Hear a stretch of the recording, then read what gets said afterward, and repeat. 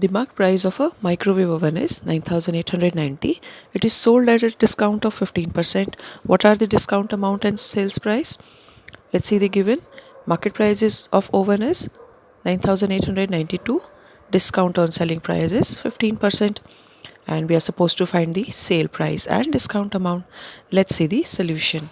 When we will subtract discount from market price, we will get selling price. Let's substitute the values. 9,892 minus 15%.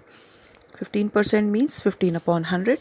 So take out 15% of 9,892. That will give 1,483.80. Calculate the selling price. We will subtract market price minus discount. It will be 9,892 minus 1,483.80 and we'll get answer 8,408 rupees 20 paisa.